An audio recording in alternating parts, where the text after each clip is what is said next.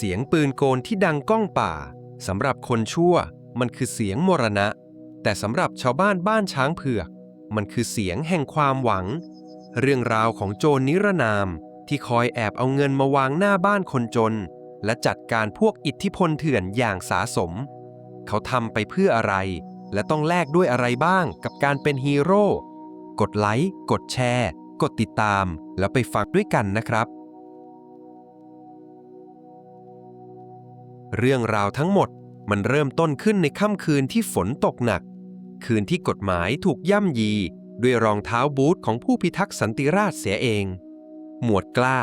นายตำรวจหนุ่มไฟแรงผู้ที่มีหัวใจแกร่งเหมือนหินผาเขาเพิ่งจะทำผลงานชิ้นโบแดงด้วยการนำทีมบุกทลายโกดังยาเสพติดล็อตใหญ่ที่สุดในจังหวัดได้สำเร็จกล้ายืนมองของกลางกองพเนินด้วยความภาคภูมิใจหวังว่าบ้านเมืองจะสะอาดขึ้นแต่ทว่าความจริงที่เขาค้นพบในบัญชีลับของหัวหน้าแก๊งค้ายากลับทำให้เลือดในกายเขาเย็นเฉียบรายชื่อหุ้นส่วนใหญ่ที่รับเงินสวยทุกเดือนไม่ใช่ใครที่ไหนแต่คือสารวัตรยศเจ้านายที่เขาเคารพรักนั่นเอง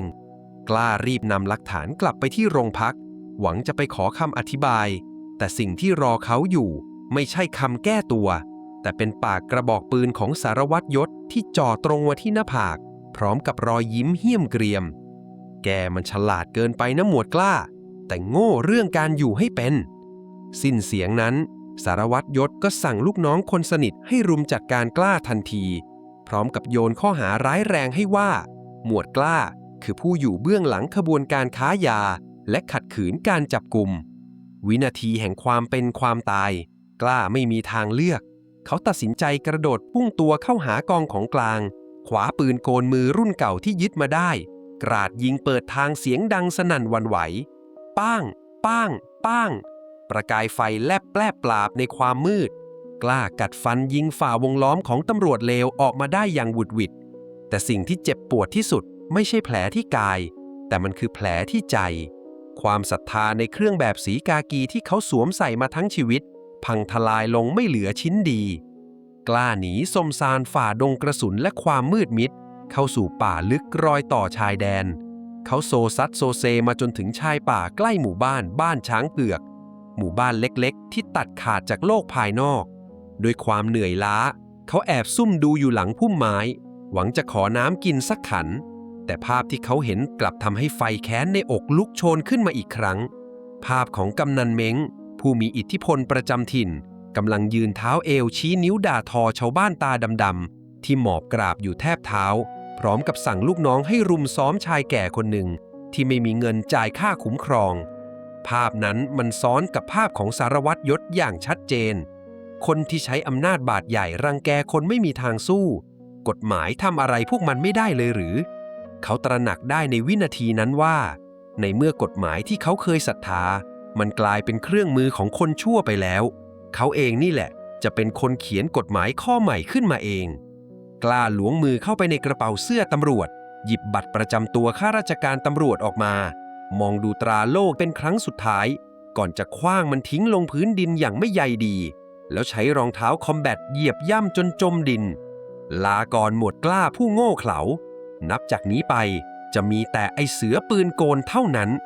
แววตาของเขาเปลี่ยนจากผู้พิทักษ์ที่แสนดีเต็มไปด้วยความดุดันพร้อมจะทวงคืนความยุติธรรมด้วยวิถีกระสุนนี่คือจุดกำเนิดของตำนานบทใหม่ที่พวกคนชั่วจะต้องจดจำไปจนวันตายหลังจากคืนแห่งการสูญเสียตัวตนหมวดกล้าได้ทิ้งอดีตไว้เบื้องหลังและสวมวิญญาณของไอ้เสือปืนโกนอย่างเต็มตัวงานแรกของเขาเริ่มขึ้นในคืนเดือนดับบนเส้นทางลูกรังเปลี่ยวท้ายหมู่บ้านรถกระบะคันโก้ของสมุนกำนันเม้งกำลังวิ่งฝ่าความมืดบรรทุกเงินสดก้อนโตที่เพิ่งไปขูดรีดดอกจากชาวบ้านมาหมาดๆทันใดนั้นเงาดำทะมึนร่างหนึ่งก็ปรากฏขึ้นขวางกลางถนนพร้อมกับเสียงคำรามกึกก้องของปืนโกนมือคู่ใจกระสุนเจาะเข้าที่ยางรถจนแตกกระจายรถเสียหลักถลายลงข้างทางลูกน้องกำนันต่างวิ่งหนีตายกันจ้าละวันทิ้งถุงเงินไว้เบื้องหลังกล้าก้าวเข้ามาหยิบถุงเงินด้วยแววตาที่เรียบเฉยนี่ไม่ใช่การปล้นเพื่อความร่ำรวย แต่มันคือการทวงคืนแต่ทว่าเสือปืนโกนผู้ชาญฉลาดรู้ดีว่าลำพังแค่ใจสู้กับปืนเก่าๆคงไม่อาจต่อกรกับอิทธิพลเถื่อนระยะยาวได้เขาไม่ได้นำเงินทั้งหมดไปแจกชาวบ้านในทันทีแต่เลือกแบ่งเงินก้อนใหญ่ใส่เป้แล้วออกเดินเท้าลัดเลาะไปตามตะเข็บชายแดนใกล้กับหมู่บ้านช้างเผือกมุ่งหน้าสู่เพิงพักเก่าๆของจ่าดำเพื่อนเก่าสมัยเป็นตชด.ที่ผันตัวมาเป็นพ่อค้าของเถื่อนจ่าดำตกใจแทบสิ้นสติเมื่อเห็นสภาพเพื่อนรักที่เต็มไปด้วยแผลและแววตาที่เปลี่ยนไปเฮ้ยหมวดกล้าเอ็งไปโดนอะไรมาวะแล้วเอาเงินมาจากไหนเยอะแยะจ่าดำเอ่ยถามเสียงสั่นเลิกเรียกข้าว่าหมวดตอนนี้ข้าเป็นแค่โจรข้าต้องการกระสุนปืนโกนทั้งหมดที่เอ็งหาได้และเสบียงแห้งจ่าดำมองหน้าเพื่อนด้วยความสงสัยเอ็งจะเอาไปทำสงครามกับใครวะกล้ากล้าจ้องลึกเข้าไปในตาเพื่อนก่อนจะตอบกลับด้วยประโยคที่จ่าดำจำไม่ลืมกระสุนพวกนี้ข้าไม่ได้เอาไปฆ่าคนเล่นแต่ข้าจะเอามันไปซื้อความยุติธรรมคืนให้ชาวบ้านกฎหมายมันแพงแต่ลูกปืนมันถูกกว่าข้าเลือกทางนี้แล้วเมื่อได้คลังแสงขนาดย่อมมาเติมเต็มเขี้ยวเล็บกล้าเดินทางย้อนกลับมาที่บ้านช้างเผือกในยามวิกาลเขาใช้ความชำนาญในการพลางตัวย่องเข้าไปตามบ้านเรือนที่ทรุดโทรมนำเงินส่วนที่เหลือจากการซื้ออาวุธไปแอบวางไว้ตามหน้าประตูบ้านของคนที่เดือดร้อนที่สุดทั้งบ้านของยายมีที่ไม่มีเงินซื้อข้าวหรือบ้านของลุงบุญที่กำลังจะถูกยึดที่นาพอรุ่งเช้ามาเยือนเสียงเอะอะโวยวายด้วยความดีใจก็ดังไปทั่วหมู่บ้านชาวบ้านต่างพากันงงและดีใจที่จู่ๆก็มีเงินหล่นทับเหมือนปาฏิหาริย์แต่ท่ามกลางรอยยิ้มนั้นกลับมีเมฆหมอกแห่งความหวาดหวั่นปกคลุมอยู่ลึกๆข่าวลือเรื่องการปล้นรถกำนันเม้งอย่างอุกอาจแพร่สะพัดไปอย่างรวดเร็วชาวบ้านเริ่มจับกลุ่มคุยกันด้วยสีหน้าตื่นตระหนกได้ยินไหมเขาว่าไอ้คนที่ปล้นน่ะมันใช้ปืนโกนยิงรถมันชื่อไอ้เสือปืนโกนเสียงลือเสียงเล่าอ้างเริ่มบิดเบือนจากวีรบุรุษนิรนามกลายเป็นโจรป่าจอมโหดเหี้ยมที่เพิ่งย้ายถิ่นฐานเข้ามาหากินความแค้นของกำนันเม้งพุ่งทะลุปรอดแตกหลังจากถูกลูบคมไปในครั้งก่อนกำนันผู้ทรงอิทธิพลสั่งระดมลูกน้องมือดีนับ10 คนพร้อมอาวุธครบมือมาคุ้มกันขบวนรถบรรทุกข้าวเปลือกที่กว้านซื้อมาจากชาวบ้านในราคาถูกแสนถูกเพื่อเตรียมนำไปขายต่อฟันกำไรมหาศาลในเมืองกำนันเม้งประกาศลั่นว่าถ้าใครหน้าไหนมันกล้ามาแย่งข้าวข้าไปอีกข้าจะเป่าหัวมันให้กระจุยแต่หารู้ไม่ว่าทุกความเคลื่อนไหวของขบวนรถนั้นอยู่ในสายตาของไอ้เสือปืนโกนหรืออดีตหมวดกล้าผู้เชี่ยวชาญยุทธวิธีมาตั้งแต่ต้นกล้าไม่ได้ใช้กำลังเข้าปะทะตรงๆแบบพวกโจรป่าแต่เขาใช้วิชาตำรวจวางแผนดักซุ่มโจมตีในจุดอับสายตาบริเวณทางโค้งหักศอกกลางป่าที่รถต้องชะลอความเร็วทันทีที่รถบรรทุกเลี้ยวผ่านโค้งเข้ามาเสียงกำปนาทที่คุ้นหูก็ดังกึกก้องไปทั่วหุบเขาเสียงปืนโกนที่ยิงกดดันจากที่สูงทำให้เหล่าลูกน้องกำนันเม้งที่ว่าแน่ต่างพากันกระโดดลงจากรถวิ่งหนีตายเข้าป่าไปคนละทิศละทางเพราะไม่รู้ทิศทางกระสุนและมองไม่เห็นตัวคนยิงกล้ากระโดดลงมาจากต้นไม้ใหญ่อย่างคล่องแคล่วเขาไม่ได้ทำร้ายใครเพียงขับรถบรรทุกข้าวเปลือกเหล่านั้นกลับไปจอดทิ้งไว้ที่ลานดินท้ายหมู่บ้านช้างเผือกพร้อมเขียนข้อความทิ้งไว้บนกระสอบข้าวว่าข้าวของชาวนาต้องคืนสู่ชาวนารุ่งสางของวันใหม่ชาวบ้านที่ตื่นมาพบกองภูเขาข้าวเปลือกต่างพากันตกตะลึงและส่งเสียงร้องข้าวที่พวกเขาถูกบังคับขายไปในราคาต่ำติดดินบัดนี้กลับมาวางกองอยู่ตรงหน้าให้ตักตวงกันไปกินฟรีๆชื่อของไอ้เสือปืนโกนถูกกล่าวขานยกย่องไปทั่วหมู่บ้านบางก็ยกมือท่วมหัวสรรเสริญว่าเป็นเทวดาเดินดินเป็นผู้มีบุญที่ฟ้าส่งมาโปรดสัตว์ทั้งที่ไม่มีใครเคยเห็นหน้าค่าตาที่แท้จริงของวีรบุรุษผู้นี้เลยแม้แต่คนเดียวเลยในขณะที่ชาวบ้านกำลังชื่นชมยินดีกล้าในคราบของชายหนุ่มพเนจรผู้หม่อมแหม่ม รับจ้างเกี่ยวข้าวและแบกหามอยู่ในทุ่งนาใกล้ๆก็แอบฟังบทสนทนาเหล่านั้นด้วยความอิ่มเอิบใจถ้าฉันเจอพ่อเสือปืนโกนตัวจริงนะฉันจะตำน้ำพริกไปฝากเขาเลยเชียวเพราะพระมาโปรดแท้ๆเสียงยายแก่คนหนึ่งพูดขึ้นพร้อมรอยยิ้มกล้าได้แต่ก้มหน้าซ่อนรอยยิ้มความภาคภูมิใจไว้ภายในหมวกใบเก่าเขาทำดีโดยไม่ต้องประกาศชื่อแค่เห็นชาวบ้านมีความสุขเขาก็มีแรงใจที่จะสู้ต่อในเส้นทางสายมืดนี้แล้วแต่ทว่าความสุขของชาวบ้านช่างแสนสั้นช่วงบ่ายคล้อยของวันนั้นเองฝุ่นตลบฟุ้งกระจายไปทั่วทางเข้าหมู่บ้านรถตำรวจไซเรนดังลั่นแห่กันเข้ามาจอดที่ลานกลางหมู่บ้านสารวัตรยศผู้เป็นอดีตเจ้านายและศัตรูตัวฉกาจของกล้าก้าวลงมาจากรถด้วยท่าทางขึงขังเขาเดินขึ้นไปบนเวทีศาลาประชาคมแล้วประกาศกล้าวว่าพี่น้องชาวบ้านช้างเผือกจงฟังไอ้คนที่พวกคุณกำลังชื่นชมมันไม่ใช่ฮีโร่แต่มันคืออาชญากรร้ายแรงที่ทางการต้องการตัวไอ้เสือปืนโกนมันเป็นบุคคลอันตรายใครที่ให้ที่พักพิงหรือรับของโจรจากมันจะถือว่าเป็นกบฏและต้องรับโทษสูงสุดตามกฎหมายสิ้นเสียงประกาศความสุขก็มาลายหายไปทันทีเหลือทิ้งไว้เพียงความเงียบงันและความหวาดกลัวที่เริ่มคืบคลานเข้ามาเกาะกินหัวใจชาวบ้านอีกครั้งหลังจากคำประกาศก้องของสารวัตรยศหมู่บ้านช้างเผือกที่เคยเงียบสงบก็เปลี่ยนสภาพกลายเป็นนรกบนดินในชั่วข้ามคืนแผนชั่วของนายตำรวจกงฉินเริ่มทำงานอย่างเลือดเย็นสารวัตรยศไม่ได้สั่งกำลังพลออกไปไล่ล่าโจรในป่าอย่างที่ปากว่าแต่กลับส่งลูกน้องในเครื่องแบบกระจายกำลังเข้าตรวจค้นบ้านเรือนชาวบ้านทีละหลังเสียงรองเท้าคอมแบทกระแทกประตูไม้ปลุกความหวาดผวาไปทุกหย่อมหญ้าข้าวของเครื่องใช้ถูกรื้อค้นกระจัดกระจายที่เลวร้ายยิ่งกว่านั้นทรัพย์สินมีค่าเล็กๆน้อยๆอย่างสร้อยทองพระเลี่ยมทองหรือเงินเก็บก้นถุงของชาวบ้านกลับถูกพวกตำรวจมือไวแอบยัดใส่กระเป๋าตัวเองไปอย่างหน้าด้านๆโดยอ้างว่าเป็นการยึดไปตรวจสอบเมื่อชาวบ้านทนไม่ไหวแล้วเริ่มรวมตัวกันโวยวายสารวัตรยศกลับเดินออกมาด้วยมาดของผู้พิทักษ์สันติราษฎร์แซงทำหน้าเคร่งขรึมแล้วตวาดกลับด้วยน้ำเสียงอันดังว่าพวกมึงจะโวยวายทำไมนี่เป็นขั้นตอนของกฎหมายกูทำเพื่อความปลอดภัยของพวกมึงเองทั้งนั้นถ้าไม่อยากให้ไอ้เสือปืนกลมันกลับมาฆ่ายกครัวก็ต้องให้ความร่วมมือกับเจ้าหน้าที่หุบปากแล้วใส่หัวกลับไปซะคำอ้างเรื่องกฎหมายและความปลอดภัยที่ออกจากปากผู้ถืออาวุธทำให้ชาวบ้านตาดำๆต้องจำใจก้มหน้ารับชะตากรรมด้วยความคับแค้นใจแต่ความเลวร้ายยังไม่จบลงเพียงเท่านั้น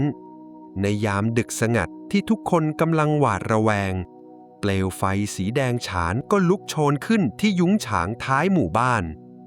กลุ่มชายชะกันโพกหน้าปิดตาแต่งกายคล้ายโจรป่าวิ่งถือคบเพลิงไล่จุดไฟเผายุ้งข้าวของชาวบ้านพร้อมตะโกนเสียงดังกึกก้องให้ทุกคนได้ยินชัดๆว่านี่คือของขวัญจากไอ้เสือปืนกลใครขัดขืนกูมันต้องเจอแบบนี้แท้จริงแล้วพวกมันคือลูกน้องของสารวัตรยศที่ปลอมตัวมาสร้างสถานการณ์เพื่อป้ายสีให้เสือปืนกลกลายเป็นปีศาจร้ายในสายตาชาวบ้าน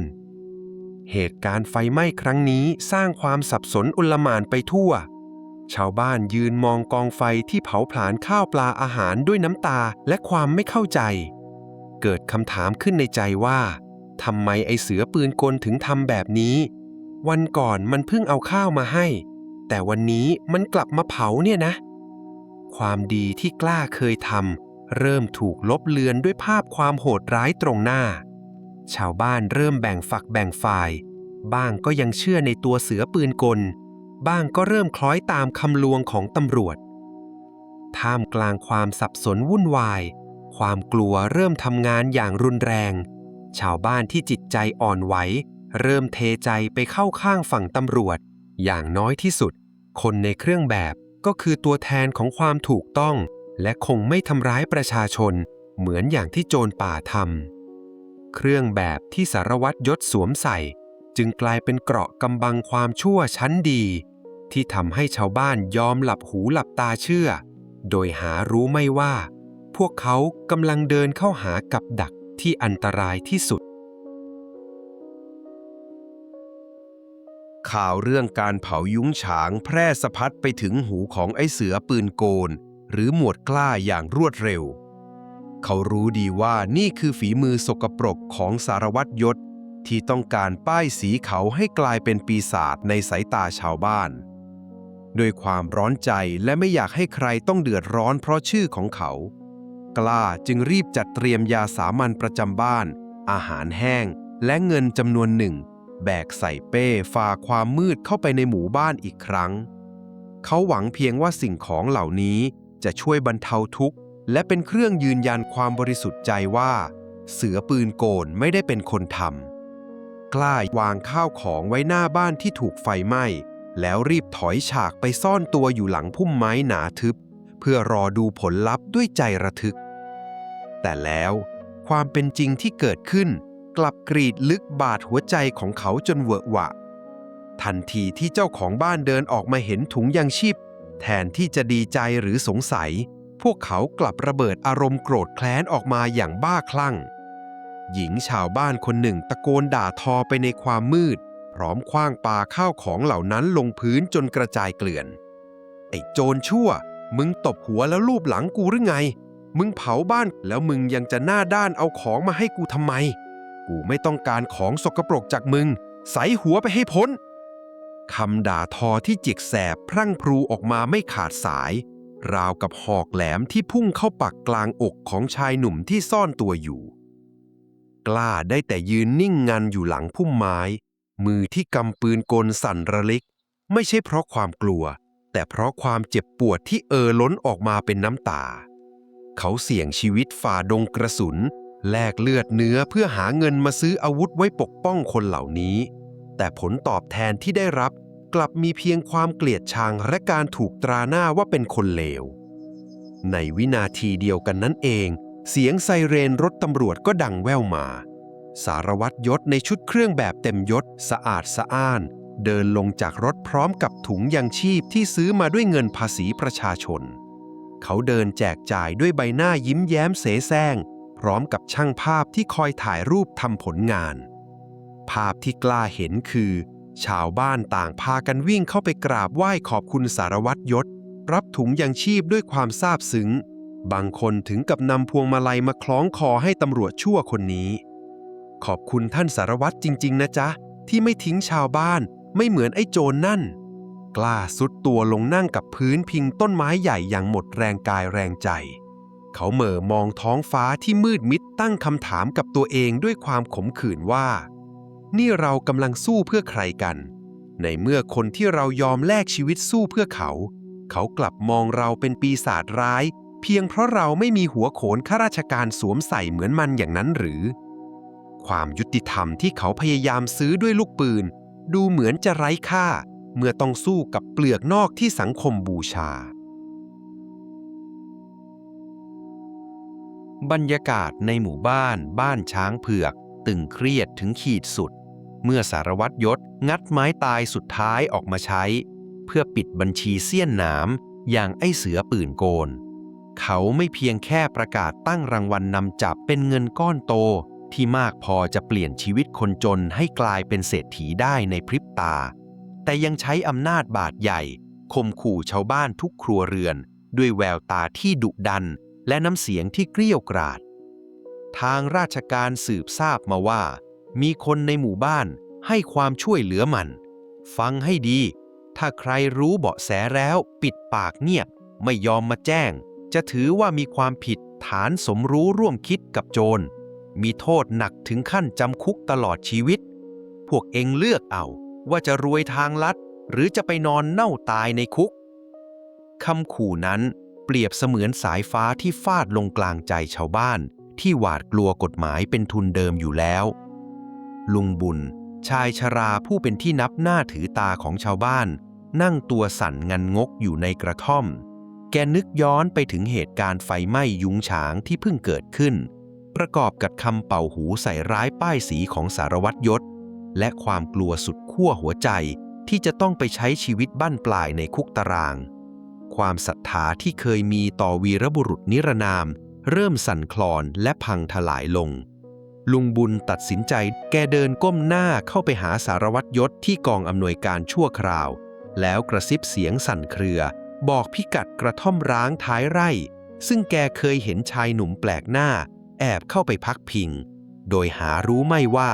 แกกำลังหยิบยื่นความตายแก่ผู้มีพระคุณของตัวเองในขณะเดียวกันณกระท่อมร้างกลางป่าละเมาะที่เงียบสงัดหมวดกล้าหรือไอ้เสือปืนโกนกำลังนั่งขัดถูดูแลรักษาปืนกลมือคู่ชีพอย่างทนุถนอมแววตาของเขามุ่งมั่นเป็นประกายเตรียมพร้อมสำหรับแผนการใหญ่ในคืนนี้ที่จะบุกไปทลายรังของกำนันเม้งเพื่อหยุดยั้งการขูดรีดชาวบ้านให้เด็ดขาดเขาไม่รู้เนื้อรู้ตัวเลยสักนิดเสียงฝีเท้าหนักกำลังคืบคลานเข้ามาหาเขาเงียบๆไม่ใช่จากศัตรูที่ร้ายกาจแต่มาจากน้ำคำของชาวบ้านที่เขาเพียรพยายามเอาชีวิตเข้าแลกเพื่อปกป้องไม่นานนักเสียงฝีเท้าหนักๆของรองเท้าคอมแบทก็โอบล้อมพื้นที่ไว้จนมิดชิดแสงไฟสปอตไลท์สาดส่องเข้าไปยังกระท่อมจนสว่างราวกับกลางวันชาวบ้านนับร้อยมายืนมุงดูอยู่รอบนอกไม่ใช่เพื่อมาให้กำลังใจแต่มาด้วยความโกรธแค้นตามคำยุยงปลุกปั่นเสียงตะโกนสาปแช่งดังเซ็งแซ่ฆ่ามันไอ้โจรชั่วที่เผาบ้านเราสารวัตรยศเขาไม่คิดจะเจรจาหรือจับเป็นเพื่อให้โอกาสแก้ตัวใดๆทั้งสิ้นเขาหันไปสั่งการลูกน้องมือปราบด้วยคำสั่งที่เลือดเย็นที่สุดไม่ต้องมีการไต่สวนไอ้เสือปืนโกนมันอันตรายมากขัดขืนการจับกุมแน่นอนสั่งจับตายเสียงปืนดังสนั่นหวั่นไหวทำลายความเงียบสงัดของป่ายามค่ำคืนกระสุนปืนนับร้อยนัดจากฝั่งตำรวจระดมยิงใส่กระท่อมไม้เก่าๆจนผนังไม้แตกกระจุยกระจายหมวดกล้าหรือไอ้เสือปืนโกนถูกกดดันอย่างหนักจนแทบโงหัวไม่ขึ้นกล้าจำใจต้องเหนี่ยวไกปืนโกนคู่ชีพยิงสวนออกไปเป็นชุดๆเพื่อข่มขู่สกัดกั้นไม่ให้พวกตำรวจบุกเข้ามาประชิดตัวได้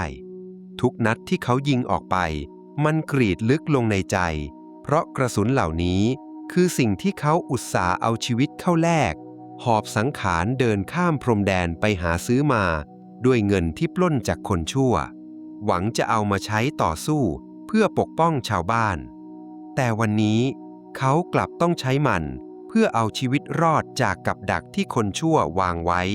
โดยมีชาวบ้านที่เขารักยืนมองดูความตายของเขาอยู่ท่ามกลางเสียงกำปนาตกล้าตัดสินใจเฮือกสุดท้ายตะโกนฝ่าวงล้อมออกไปสุดเสียงด้วยความอัดอั้นตันใจหวังว่าความจริงจะเจาะทะลุกำแพงความเกลียดชังไปได้ลุงบุญฟังผมก่อนผมเองผมหมวดกล้าผมไม่ใช่โจรผมไม่ได้เป็นคนเผายุ้งฉางไอสารวัตรยศนั่นแหละเป็นคนทำมันเผาที่นาพวกลุงเพื่อจะใส่ร้ายผมเชื่อผมสิเสียงตะโกนของกล้าก้องกังวานไปทั่วป่าเป็นเสียงแห่งความเจ็บปวดที่กลั่นออกมาจากก้นบึ้งของหัวใจคนบริสุทธิ์แต่สิ่งที่ตอบกลับมากลับเป็นเสียงหัวเราะที่น่ารังเกียจสารวัตรยศแสยะยิ้มอย่างผู้เหนือกว่าก่อนจะประกาศก้องให้ชาวบ้านได้ยินกันทั่วพี่น้องครับดูมันสิครับดูความตกต่ำของมันจนตรอกจนสติแตกถึงขั้นกุเรื่องใส่ร้ายเจ้าหน้าที่บ้านเมืองหมาจนตรอกมันก็เห่าไปทั่วแบบนี้แหละครับใครจะไปเชื่อคำพูดของโจรอย่างมึงคำพูดของสารวัตรยศเปรียบเสมือนน้ำมันที่ราดลงบนกองไฟแห่งความโกรธแค้นของมวลชนชาวบ้านที่ยืนมุงดูอยู่ต่างพากันโห่ร้องและด่าทอกล้าอย่างสาดเสียดไอ้โจรบ้ามึงอย่ามาตอแหลอย่ามาใส่ร้ายท่านสารวัตรคนดีของพวกกูออกไปจากหมู่บ้านกูเดี๋ยวนี้ตายซะไอ้เสือปืนโกนก้อนหินและท่อนไม้เริ่มถูกขว้างปาเข้ามาในวงล้อมผสมโรงกับลูกปืนจำนวนมากนาทีนั้นโลกทั้งใบของกล้าหยุดหมุน เขาได้เรียนรู้สัจธรรมที่เจ็บปวดที่สุดในชีวิตว่าคำพูดความจริงที่ออกจากปากโจรมันไม่มีค่าไม่มีน้ำหนักเท่ากับคำโกหกตอแหลที่ออกจากปากตำรวจวินาทีนั้นกล้ารู้ตัวดีแล้วว่าเขาไม่ได้แพ้แก่ลูกปืนหรือยุทธวิธีใดๆแต่เขาพ่ายแพ้อย่างราบคาบแก่ระบบและภาพลักษณ์จอมปลอมที่สังคมบูชาเขาแพ้แล้วจริงๆเสียงหัวกระสุนเจาะทะลุเข้าที่หัวไหล่ซ้ายของหมวดกล้าอย่างจังเลือดสีแดงฉานพุ่งกระฉูดออกมาเปรอะเปื้อนเสื้อผ้าและอาบย้อมร่างกายที่เต็มไปด้วยบาดแผลจนชุ่มโชกความเจ็บปวดแสนสาหัสแล่นพล่านไปทั่วร่างจนเขาแทบจะทรงตัวไม่อยู่แต่สัญชาตญาณเอาตัวรอดเตือนว่าเขาจะล้มลงตรงนี้ไม่ได้เพราะนั่นหมายถึงความตายที่ไร้ค่ากล้าตัดสินใจคว้าระเบิดควันลูกสุดท้ายที่เหลือติดตัวอยู่ดึงสลักออกแล้วขว้างกระแทกพื้นอย่างแรงควันสีขาวขุ่นพวยพุ่งขึ้นมาปกคลุมพื้นที่จนขาวโพลนทำให้เสียงปืนจากฝั่งตำรวจชะงักไปชั่วครู่กล้ากัดฟันข่มความเจ็บปวดตะเกียกตะกายวิ่งฝ่ากลุ่มควันออกมาแต่เส้นทางที่เขาต้องผ่านกลับเต็มไปด้วยกลุ่มชาวบ้านที่ยืนมุงดูอยู่แสงไฟวูบวาบจากสปอตไลท์สาดส่องกระทบใบหน้าของพวกเขาทำให้กล้าเห็นแววตาเหล่านั้นได้อย่างชัดเจนในวินาทีสุดท้ายมันไม่ใช่แววตาแห่งความหวาดกลัวอีกต่อไปแต่มันคือแววตาแห่งความรังเกียจขยะแขยงราวกับพวกเขากำลังจ้องมองสัตว์ร้ายที่น่าสมเพชหรือเชื้อโรคสกปรกที่ต้องกำจัดทิ้งให้สิ้นซากลุงบุญที่เขาเคยเคารพที่เขาเคยแอบเอาเงินไปให้ทุกคนมองมาที่เขาด้วยสายตาที่ทำร้ายจิตใจยิ่งกว่าคมกระสุนกล้าตัดพ้อกับโชคชะตาในใจด้วยความขมขื่นที่สุดในชีวิตโลกนี้มันตลกร้ายสิ้นดียอมแลกชีวิตเพื่อปกป้องคนอื่นแต่ถ้าไม่มีหัวโขนไม่มีตำแหน่งค้ำคอก็เป็นได้แค่หมาข้างถนนที่ใครๆก็รังเกียจแต่กับคนชั่วช้าสามัญขอแค่มีเครื่องแบบกลับกลายเป็นเทวดาผู้ทรงเกียรติในสายตาคนจน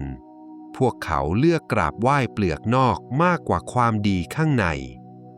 ความน้อยเนื้อต่ำใจกลั่นตัวเป็นพลังเฮือกสุดท้ายกล้ายกปืนขึ้นยิงกราดขึ้นฟ้าเป็นครั้งสุดท้ายเพื่อเปิดทางและสกัดกั้นไม่ให้ใครเข้ามาใกล้ก่อนจะตัดสินใจวิ่งตรงไปยังหน้าผาสูงชันเบื้องหน้าเบื้องล่างคือสายน้ำเชี่ยวที่ไหลกรากในความมืดเขาไม่ลังเลแม้แต่วินาทีเดียวที่จะทิ้งโลกที่บิดเบี้ยวนี้ไว้เบื้องหลังร่างของไอ้เสือปืนโกนลอยละลิ้วตกลงสู่ความเวิ้งว้างและจมหายไปกับสายน้ำที่บ้าคลั่งทิ้งไว้เพียงปลอกกระสุนที่ร่วงหล่นเกลื่อนกลาดและเสียงโห่ร้องด้วยความสะใจของชาวบ้านที่ต่างพากันกระโดดโลดเต้นคิดว่าได้กำจัดคนชั่วช้าออกไปจากหมู่บ้านได้สำเร็จโดยหารู้ไม่ว่าพวกเขาเพิ่งจะสูญเสียแสงสว่างดวงสุดท้ายไปตลอดกาลหลังจากค่ำคืนแห่งการไล่ล่าสิ้นสุดลงข่าวการปราบปรามไอ้เสือปืนโกนของสารวัตรยศก็ดังกระหึ่มไปทั่วทั้งจังหวัดภาพลักษณ์ผู้กล้าหาญถูกประโคมข่าวจนใหญ่โตสารวัตรยศได้รับการปูนบำเหน็จความดีความชอบอย่างรวดเร็วได้เลื่อนยศเลื่อนตำแหน่งขึ้นเป็นใหญ่เป็นโตท่ามกลางเสียงปรบมือสรรเสริญของชาวบ้านที่ยังคงหลงเชื่อในภาพมายาส่วนกำนันเม้งก็กลับมาเดินวางก้ามในหมู่บ้านได้อย่างเต็มภาคภูมิ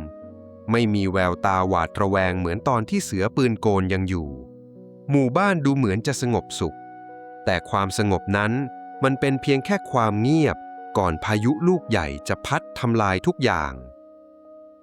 ไม่นานนักลายของคนชั่วก็เริ่มออกเมื่อไม่มีเสือร้ายคอยคานอำนาจกำนันเม้งก็เผยสันดานดิบออกมาอย่างหมดเปลือกเขาเริ่มส่งลูกน้องออกเดินสายทวงหนี้นอกระบบแบบขูดเลือดขูดเนื้อใครไม่มีจ่ายก็ใช้กำลังบังคับข่มขู่ และเริ่มปฏิบัติการยึดโฉนดที่ดินทำกินของชาวบ้านที่ขาดส่งดอกเบี้ยอย่างเลือดเย็นซึ่งก่อนหน้านี้กำนันเม้งไม่กล้าทำรุนแรงขนาดนี้เพราะกลัวลูกปืนของเสือปืนโกนจะเจาะกระบาลแต่ตอนนี้เมื่อไม่มีใครคอยขัดขวางชาวบ้านหลายครอบครัวถูกโยนข้าวของออกมานอกบ้านต้องระเหิดไปนอนข้างถนนอย่างน่าเวทนาซ้ำร้ายไปกว่านั้นผู้พิทักษ์สันติราษฎร์ที่ชาวบ้านเคยกราบไหว้บูชาอย่างสารวัตรยศก็เริ่มแสดงท่าแท้ออกมาเช่นกันเขาใช้อำนาจสั่งปิดล้อมทุกเส้นทางเข้าออกหมู่บ้านอ้างว่าเพื่อความมั่นคงแต่แท้จริงแล้วคือด่านรีดไถค่าผ่านทางชาวบ้านคนไหนจะขนพืชผลเกษตรไปขายในเมืองต้องจ่ายค่าดูแลแพงลิบลิ่วหากใครขัดขืนหรือไม่ยอมจ่ายก็จะถูกยัดข้อหาต่างๆนานาขู่จะจับเข้าคุกจนชาวบ้านหวาดผวากันไปหมดสภาพของหมู่บ้านบ้านช้างเผือกตอนนี้ไม่ต่างอะไรกับคุกเปิดที่ขังคนจนไว้ให้คนรวยสูบเลือดสูบเนื้อนักแคร่ไม้ไผ่หน้ากระท่อมส่อมซ้อลุงบุญนั่งกอดเข่ามองดูใบทวงหนี้ในมือด้วยน้ำตานองหน้าข้างกายมีเพื่อนบ้านนั่งปรับทุกข์กันด้วยความสิ้นหวังลุงบุญรำพึงออกมาด้วยเสียงที่สั่นเครือและเต็มไปด้วยความเสียใจอย่างสุดซึ้งพวกเองจำได้ไหมตอนที่มีไอ้เสือปืนโกนอยู่พวกมันไม่เคยทำระยำกับเราแบบนี้นี่หว่าไอ้เสือปืนโกนมันไม่เคยรีดไถมันมีแต่ให้แต่พวกเราเองที่โง่ที่ไปไล่มันความจริงเริ่มปรากฏชัดเจนขึ้นในวันที่สายเกินแก้เมื่อไม่มีโจรคอยคานอำนาจพวกเขาก็ตกเป็นเหยื่ออันโอชะของกฎหมายโจรพวกเขาเพิ่งตระหนักได้ว่าได้ร่วมมือกันทำลายเกราะกำบังเพียงคนเดียวที่มีอยู่และขับไล่ความหวังสุดท้ายออกไปกับมือของตัวเองหมู่บ้านบ้านช้างเผือกที่เคยมีแสงสว่างบัดนี้ได้กลับคืนสู่ความมืดมนอย่างสมบูรณ์แบบอีกครั้งเสียงหัวเราะที่เคยมีถูกแทนที่ด้วยเสียงร้องไห้คร่ำครวญของผู้คนที่สิ้นหวังภายใต้อำนาจมืดที่ครอบงำหนักกว่าเก่าชาวบ้านทุกคนต้องก้มหน้าก้มตารับกรรมที่พวกเขาก่อขึ้นเองอย่างหลีกเลี่ยงไม่ได้พวกเขาได้แต่เฝ้ารอคอยปาฏิหาริย์ร้องเรียกหาชื่อไอ้เสือปืนโกนให้กลับมาช่วยด้วยความสำนึกผิดแต่เสียงเรียกนั้นก็เลือนหายไปกับสายลมแล้งที่พัดผ่านทุ่งนาอันแห้งขอดไม่มีสัญญาณตอบรับใดๆจากวีรบุรุษที่พวกเขาเคยขับไล่ไสส่งให้ไปตายตัดภาพข้ามผ่านป่าดงดิบอันสลับซับซ้อนลึกเข้าไปในถ้ำลับบริเวณตะเข็บชายแดนที่รกร้างและไม่มีใครกล้าย่างกร่ายเข้าไปภายใต้แสงตะเกียงน้ำมันที่ส่องสว่างเพียงริบหรี่ปรากฏร่างของชายหนุ่มผู้หนึ่งนั่งพิงผนังถ้ำอย่างเดียวดายร่างกายที่เคยกำยำบัดนี้เต็มไปด้วยรอยแผลเป็นชะกันทั่วเรือนร่างโดยเฉพาะแผลเป็นขนาดใหญ่ที่หัวไหล่ซ้ายมันคือตราบาปที่ย้ำเตือนถึงความเจ็บปวดหมวดกล้าหรืออดีตไอ้เสือปืนโกนยังมีลมหายใจอยู่เขาไม่ได้ตายไปกับสายน้ำเชี่ยวในคืนนั้นร่างกายของเขารอดมาได้ราวปาฏิหาริย์แต่ทว่าสิ่งที่ตายจากไปอย่างไม่มีวันหวนคืนคือหัวใจของผู้พิทักษ์สันติราษฎร์ดวงไฟแห่งอุดมการณ์ที่ลุโชนมอดดับลงจนเหลือเพียงเท่าฐานกล้าทอดสายตาที่ว่างเปล่าและเย็นชาดุจน้ำแข็งจ้องมองไปที่ปืนโกนมือคู่ชีพที่วางสงบนิ่งอยู่บนแท่นหินปืนกระบอกนี้ที่เขาเคยใช้เอาชีวิตเข้าแลกเพื่อปกป้องคนอื่นบัดนี้มันจะถูกเก็บไว้อย่างถาวรเขาเลือกแล้วที่จะตัดขาดจากโลกภายนอกใช้ชีวิตอย่างเงียบเชียบเยี่ยงสัตว์ป่าไม่ขอรับรู้ไม่ขอยุ่งเกี่ยวและไม่ขอช่วยเหลือใครอีกต่อไปกล้าเอื้อมมือไปลูบไกปืนเบาๆก่อนจะเปรยกับตัวเองด้วยน้ำเสียงที่แหบพร่าแต่บาดลึกไปถึงขั้วหัวใจว่าโลกนี้มันไม่มีที่ยืนให้คนดีที่ไม่มีหัวโขนทำดีแทบตายเขาก็มองเป็นโจรงั้นขอเป็นปีศาจในตำนานที่พวกเองไม่มีวันได้เห็นอีกต่อไปก็แล้วกัน เรื่องราวของไอ้เสือปืนโกนทิ้งไว้เพียงตำนานเล่าขานถึงโจรที่สาบสูญและทิ้งคำถามสำคัญฝากไว้ให้ฉุกคิดกันต่อว่าในสังคมทุกวันนี้เรากำลังกราบไหว้บูชาโจรในเครื่องแบบที่มือถือสากปากถือศีลและเรากำลังร่วมกันเหยียบย่ำทำลายคนดีที่ไม่มีใครหนุนหลังให้ไม่มีที่ยืนอยู่หรือเปล่าลองมองดูคนรอบตัวคุณให้ดีๆบางทีคุณอาจจะเป็นหนึ่งในชาวบ้านบ้านช้างเผือกโดยไม่รู้ตัวหัวโขนและเครื่องแบบไม่สามารถการันตีความดีในจิตใจคนได้และที่น่ากลัวที่สุดคือการที่เราหลงเชื่อภาพลักษณ์ภายนอกจนเผลอทำร้ายคนดีๆที่ไม่มีตำแหน่งยศถาบรรดาศักดิ์จงมองคนให้ลึกถึงการกระทำเพราะคนดีอาจอยู่ในคราบโจรและโจรตัวจริงอาจยืนยิ้มอยู่ในเครื่องแบบอันทรงเกียรติขอบคุณที่รับฟังครับ